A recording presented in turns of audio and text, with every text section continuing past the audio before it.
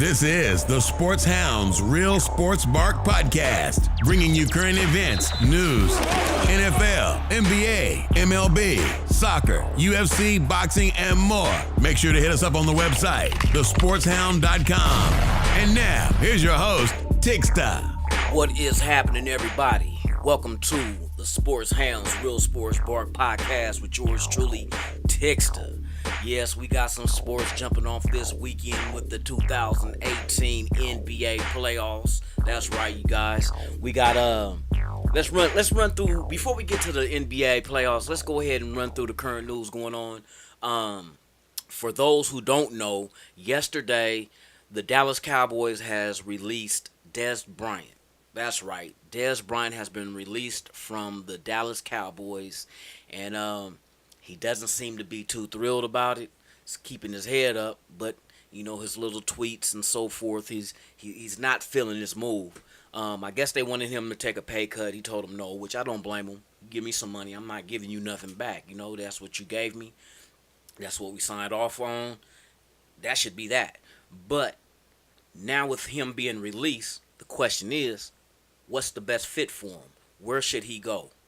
My opinion is it comes down to a couple of things. One is, at Dez's age, which I think is about 29, is he after the money? Is he after for teams that are currently contenders for the Super Bowl? Or both, you know, money and the opportunity to win a Super Bowl. It all depends on where his heart's at, what he wants to do and where he wants to go. Some people threw out there teams like the Los Angeles Chargers, possibility. You could say the Rams, you can say the 49ers, you can say there's a few teams. If you want to stay in Texas, he can maybe the Houston Texans, possibility. There's many places he can go. It all depends on what he is after. If he's after the money or if he's after for contention for a title. My opinion, and I think a perfect situation for him, which they have the money and they potentially have the opportunity to make the playoffs and see what happens. We'll see, because they've been struck with bad luck for a few years now, which I would say the Cleveland Browns. That's right, the Cleveland Browns. I think Dez Bryant should really look at the Cleveland Browns because you can pair him up with Jarvis Landry that they just gave an extension to after trading for him from the Miami Dolphins. Then you have Tyrod Taylor as their quarterback this year. And you have a run game with Carlos Hyde, and then they have the first and the fourth pick in this year's NFL draft, which is in 2 weeks. So, with that being said, that should be a situation that Dez Bryant should honestly look at real hard because I think that'll be a nice fit for him. Within in that division, you figure you have Cincinnati, you have Baltimore, you have Pittsburgh, but they have an opportunity, depending on how fast they gel, how they're gonna assemble this team, because they went out there and made some good trades before the draft starts. So, but every addition that they've made, free agent wise and in trades, I think it has improved this team. The days of laughing at Cleveland, I think, are over. Kind of like, to give an example with the NBA team, Philadelphia 76ers, there was times when you laughed at them because their whole focus was tanking to get the high draft picks, high quality players, but you have to hit on those picks. And Philadelphia has. They have a playoff team this year. They're real good, up and coming. So with that, Cleveland doing the same thing. They've traded away first round, number 1 overall picks. Got picks in return. Steady building their team up with good quality picks, and also making, making smart moves in free agency and smart moves with trades. Cleveland's days as being a bottom of the barrel type team, I think, are over because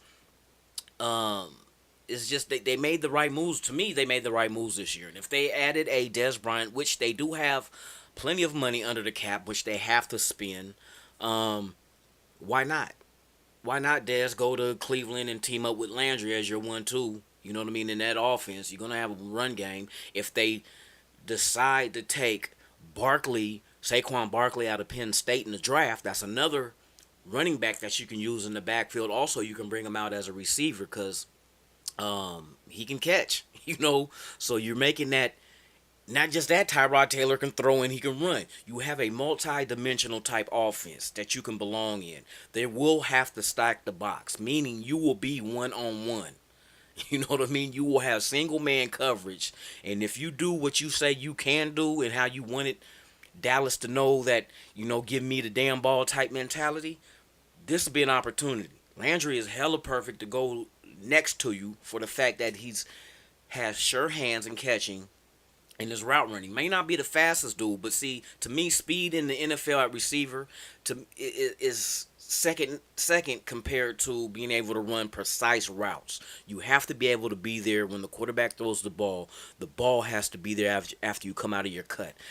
You know what I mean? So if you're running exactly what the quarterback expects you to run, expect the ball to be there if he's a good quarterback. Des, I think you should have to look at this dang situation because I think it's a perfect situation for you to go to. Hugh Jackson to take care of you. He's one of those coaches you can approach, talk to, and I know you kind of think that you didn't have that in Dallas with them being a man and stepping up to you and looking you in your eye and telling you what's going on. And I feel you on that. Every man should be able to look another man in the eye if you have an issue or if you have an idea. No emails, no phone calls, no text messaging. I like to be looked in the eye when you tell me something because then I can see if you sincere or not. But I feel you. But look at Cleveland. You want sports? We got it right here. This is the Sports Hounds Real Sports Bark Podcast. The NBA playoffs start today. We have, matter of fact, let's go through the brackets. I'll give you my take, and then we just let the games roll and see what happens. Out of the West, we have Houston taking on the Minnesota Timberwolves. I expect Houston to win that series, but I don't expect Minnesota to be a pushover either. So I say Houston would take that series in about, I give Minnesota benefit of the doubt, maybe 6 games. I think they can win a couple, especially on their home court. So they got a nice young team there in Minnesota, and they're not, like I said, they're not a pushover. So I don't expect Houston just to sweep through them like that. Even though Houston does have a hell of a team with CP3 and the beard, you know what I mean. So we'll wait and see how that unfolds. Others we have OKC versus Utah. OKC better not take Utah lightly. Utah's been showing their ass the last few games of the season, you know what I mean? And they got a nice little young team, and I think they're so young that fear is not even a factor because, I mean, they never really have anyone picking them to do much, so what do you have to lose, you know what I mean? So OKC is loaded with the big names, but we'll see if Utah has the most heart. Next we have the Portland Trail Blazers versus the New Orleans Pelicans. I expect Portland to win this series also, probably in about 6. They have home court advantage. They finished as a 3rd seed, which is the highest seed they finished in about 18 years.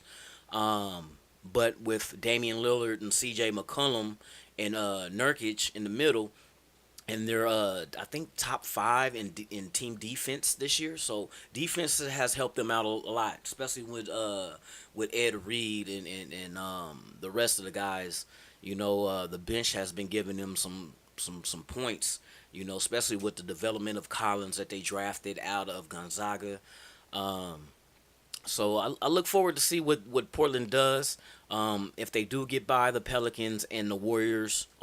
Before I get in that, the Warriors do have to play San Antonio. Now this right here is the series to keep your eye on. For one, Curry is not playing in this series due to the knee injury. I think he had an ACL sprain, but he will not be playing. But then San Antonio does not have Leonard. But Leonard's been gone all year, and they've been, playing well, without him. They could have played better, I think, with him inserted in that offense and on the court. I think is You know what I mean? But they've been playing all year without this guy, so therefore they've developed a different continuity with each other, a new like team minus someone who's supposed to be there. As far as the Warriors go, they had Curry, all mostly all season until the ankle injury, and then also now the knee injury.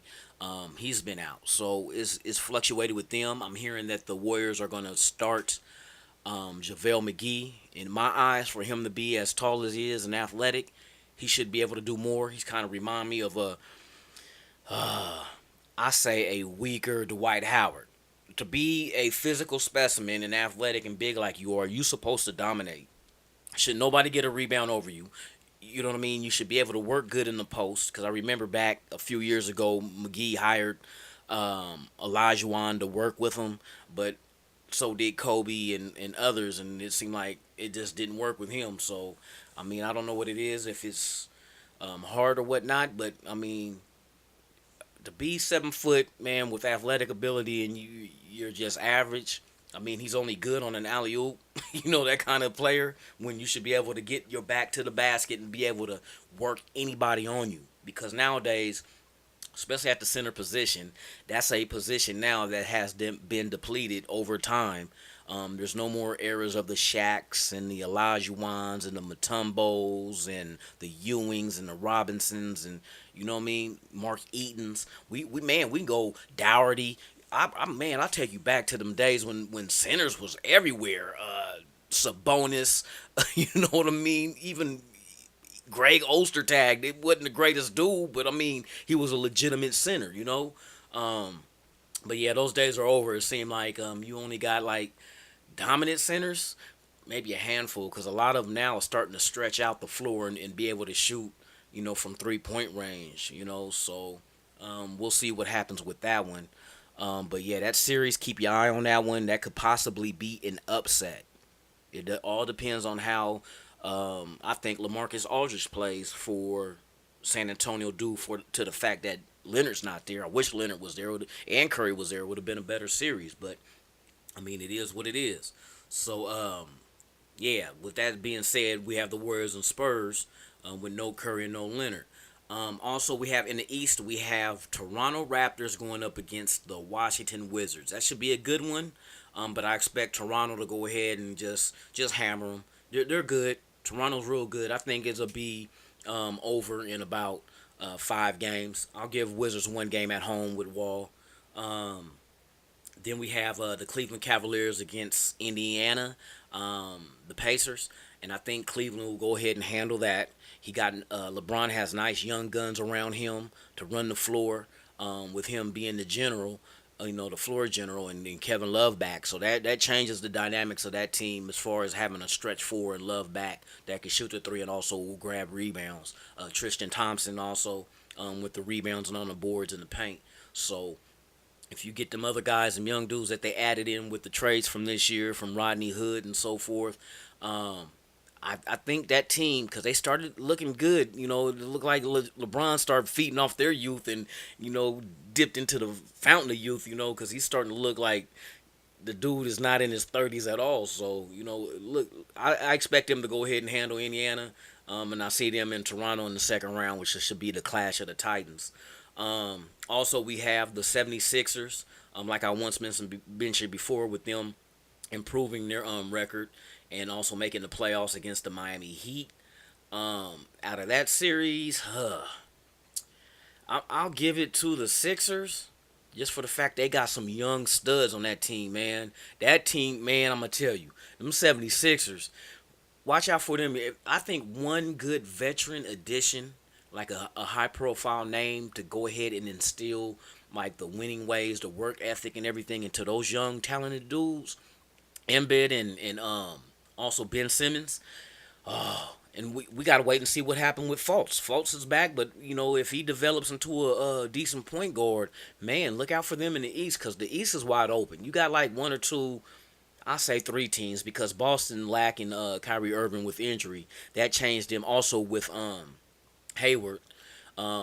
Just imagine if those two were still on the team and healthy. That should shake up the East right there. That's easily a 1-2 seed.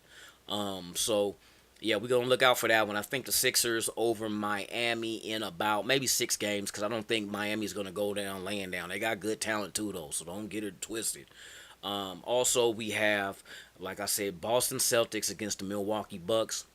I expect the Celtics to lose to the Bucks in about, I'll say 6. I'll give the Celtics a couple of games, just home court reasons.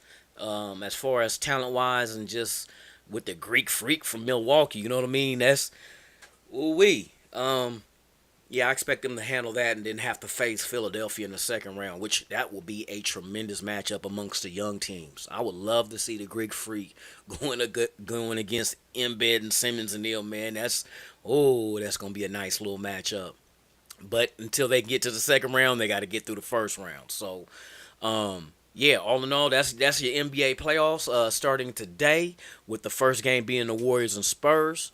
Yeah, you guys check in. This is episode 11. I'm going to keep it sweet, short, and to the point, man, because I'm ready to see what these playoffs do. And then we'll come at you next week and unfold everything that's been going on in these series, who's up, who can make the moves, see who comes back from injury, make sure, I hope no one goes down with injury, but those things do happen, so we'll speak on that also.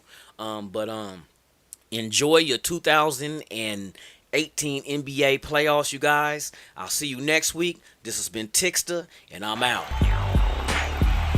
Thanks for checking out the Sports Hounds Real Sports Bark podcast. For more exclusive content, follow us on all social media. Twitter, SportsHound 24/7. Instagram, SportsHound Media. Facebook, SportsHound Media. And on the website at thesportshound.com. And tell your damn friends about the hottest sports podcast on the web.